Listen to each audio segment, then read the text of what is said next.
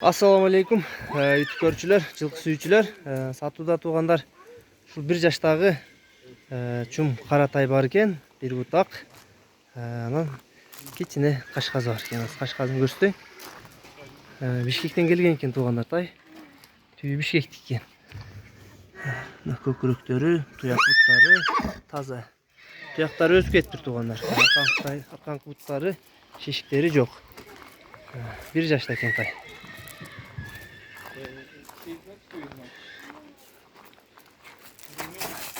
Тайдын сорузун көргүлө туугандар. Бою 1.44 экен туугандар. Минус 1.44 метрге.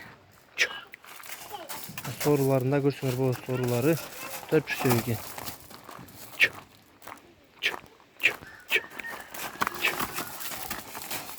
Жеп ичкендери, ден соолугу бардыгы жакшы экен, бардыгы.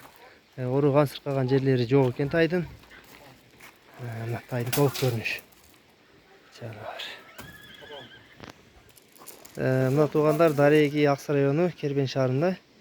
Номерлерин астына жазып калтырабыз. Баазындагы астына жазып коебуз туугандар. Ошол жактан окуп номерлерге байлашка чыксаңар болот туугандар. Оруган ден соолугуна, ичип жешине бардыгына жооп экен.